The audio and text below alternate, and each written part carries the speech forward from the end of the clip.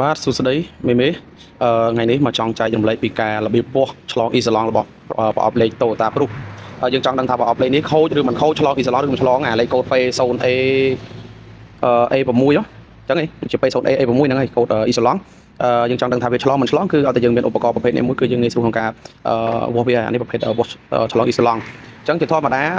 តង់សុងយើងគឺកាច់ទៅ500នេះណាកាច់ទៅ500ហើយសម្រាប់ connector យើងដាក់ខ្សែខ្មៅនេះមកនេះអានេះម៉ាស់ដីហើយអានេះដាក់មកនេះ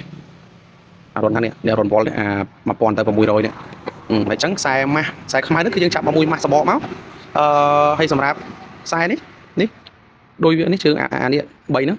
វាស់ទាំង3ហើយអានេះក៏យើងវាស់ដែរវាស់ទាំង3ដូចគ្នាហើយក្នុងការកាច់មកគឺកាច់មក500វ៉ុលចឹងឥឡូវយើងចង់តេស្តដឹងថាវាឆ្លងឬមិនឆ្លងយើងកាច់មកចឹងហើយយើងចុចនេះតេស្តមកតេស្តចុចតេស្តគឺវាសូ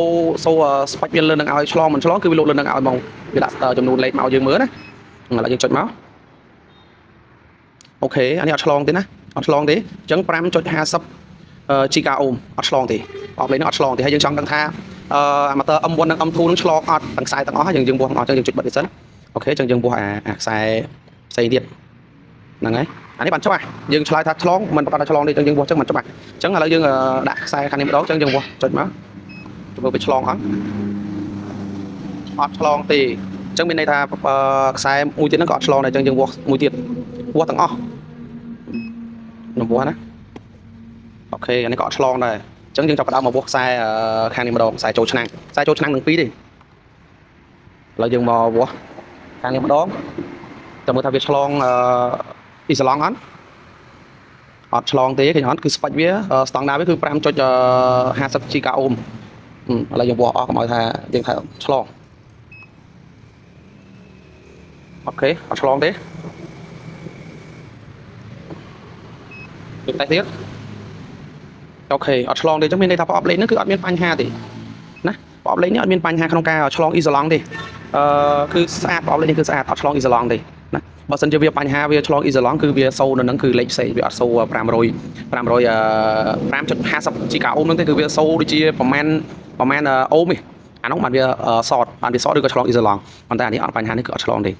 ប្រអប់លេខនេះគឺអត់ខូចទេណាបើសិនជាប្រអប់លេខខូចគឺវាលោតសូនៅហ្នឹងគឺអត់ឡើង giga ohm ទេវាទៅជា mega ohm វិញវាឆ្លងទៅជា mega ohm មកខ្ញុំរករូបភាពដាក់ឲ្យមើលថាពេលដែលវាឆ្លងហ្នឹងគឺល្បែងម៉េចចាំមើលខ្ញុំនឹងរករូបភាពដាក់ឲ្យមើលថាប្រភេទឆ្លងប្រអប់លេខតែឆ្លងខូចគឺប្រភេទវាចេញយ៉ាងម៉េចហើយអានេះសម្រាប់ប្រអប់លេខអត់ខូចគឺវាចេញបែបហ្នឹងណាគឺ 5.50 giga ohm 334វ៉ុលអានេះអត់ខូចទេ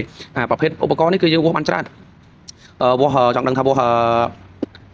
កុំព្យូទ័រវាកុំព្យូទ័រឆ្លងក៏យើងវាស់ដឹងហើយនឹងវាស់បានច្រើនទៀតតែយើងកំពុងសិក្សាវាថាវាស់របៀបម៉េចចឹងណាយើងកំពុងស្រាវជ្រាវថាការវាស់វាម៉េចនេះគាត់ជាវីដេអូចែករំលែកទៅឲ្យបងប្អូនជាងយើងទេដែលអ្នកណាគាត់ចេះហើយក៏គាត់ចេះចោះអ្នកដែលគាត់អត់ទាន់ចេះគាត់អាចយកវីដេអូហ្នឹងទៅរៀនបន្ថែមបានអាហ្នឹងក្នុងការដែលថាជាងកូដអ៊ីសាឡង់ដែលយើងធ្វើមិនបាត់យើងសង្ស័យថាឆ្លងអីខូចអីយើងធ្វើចឹងមកវាជាក់លាក់ជាងណាអរគុណ